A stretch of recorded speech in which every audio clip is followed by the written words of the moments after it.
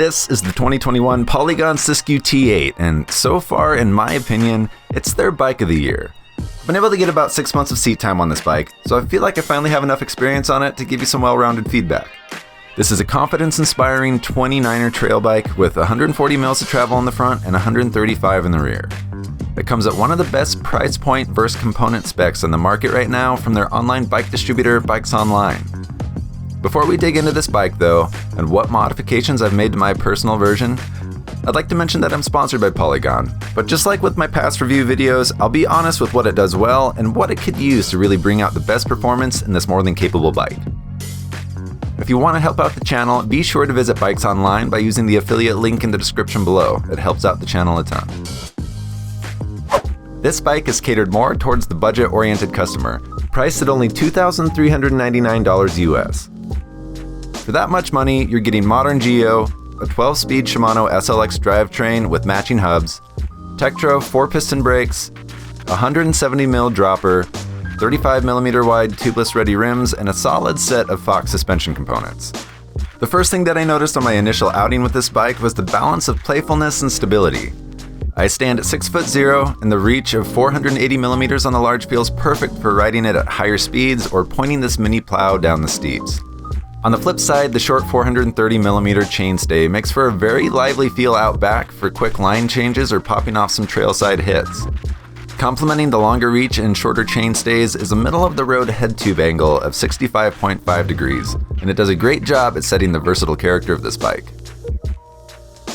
So one of my main complaints of the T8's bigger brother, the N9, was its extremely tall seat tube height. But this time, it's not a question at all. In fact, they went so far in the other direction, it almost seems like an attempt to shut me up about it. The seat tube on a size large is very short at only 415mm, creating the opportunity to slam the seat down for an incredibly roomy cockpit. Putting numbers and bike jargon aside, simply this bike is incredibly fun to ride. I've always been on a larger enduro bike, so when getting on the T8, I was honestly expecting it to be a bit underwhelming, but I was pleasantly surprised at just how hard you can ride this thing. Your riding position feels more inside the bike rather than on top of it, so it's definitely forgiving if you start to get into trouble with bad line choice or come into a section too hot. You'll definitely need to spend a little more time tuning the suspension on this bike if you plan on using it for more aggressive trails, as I instantly found the bottom of the Fox 34 fork on a small drop to flat. Another strong case for this bike is how it can grow with you as your skills do too. If you're looking at this for a first bike, or maybe even a second besides your chunky long travel one, but don't have the funds to get into something right now with all the top tier bells and whistles, this is an amazing base to start with. The parts on this bike are great performing mid-tier parts to start ripping the trails right now out of the box with virtually no complaint. As you start to get faster or you're wanting to squeeze more performance out of this bike, you can start upgrading things like brakes, drivetrain, and suspension over time to really wake up the T8 platform. I personally love this upgrade route because getting into a bike like this is easier up front, letting you ride while you save your lunch money to upgrade it with even better parts that you want over time. Now, onto what I think this bike could use an improvement on. First off are the tires. The T8 is fitted with Schwalbe Hansdampf 2.6 tires out of the box. They're a fast tire with plenty of straight line grip, but when you start getting hard into the corners, you'll quickly find their traction limit as the side lugs on these give away pretty quickly.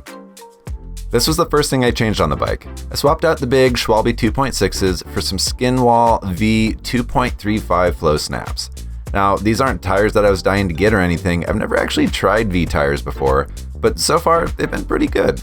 They roll fast, feel light, and they have loads more cornering grip, so I'd say they've done their job. And the suspension is something you might consider upgrading in the future. It's not a terrible setup, but especially for larger riders like myself, you'll find its limits kinda quick. The Fox 34 fork up front is a dependable piece, but if you're not a featherweight, you're gonna need to invest in some volume tokens ASAP. To run the correct pressure and keep it from bottoming, I had to install 4 tokens in my fork. And the DPS shock out back is great to start with, and I'm still currently running it, but it does feel a little bit choppy as the trail gets rough. Upgrading to something with a rear reservoir like a DPX2 would go a long way for this bike. The DPS on my bike came with a 0.4mm volume spacer in it, which I've upgraded to a 0.6 to help prevent bottoming. When buying a bike at this price point, you'll be trading some dollars for pounds. For a trail bike, it's a touch on the heavy side. My size large with a slightly heavier fork comes in at just under 34.5 pounds. But if you're not worried about building some leg muscles, then take the extra money and put it into something that'll make your significant other happy. Just because it's a little heavier though, doesn't mean it's a bad climber, quite the opposite. The position is really comfortable, and I've never really had that feeling of a light front end when climbing up steep rocky stuff. The last item is something small, but the cable routing between the down tube and the rear triangle seems to leave the hoses a little bit exposed. While I've never had any issues with this, I think it'd be beneficial to maybe add a few cable ties to keep these out of harm's way. I do love the width of the rims on this bike, but since they are machine built, you'll definitely need to retrue these a few times as the spokes stretch and the hubs and rims get settled. This isn't a huge negative, but it's definitely an item that cannot be overlooked. And now to talk about the upgrades that I made to this. We've already discussed the tires on this thing, but there are a couple other but very nice upgrades that I've made so far. The first one is the dropper post. I've swapped out the stock 170mm one for a long 200mm dropper from T&W Components. Doing this has gained me an extra 3 centimeters of room in the cockpit for descending. That might not sound like much, but it really is a luxury having that seat tube so far out of the way. And the upgrade that has really transformed this bike into a mid-travel purple trail eater is installing some good old DVO up front.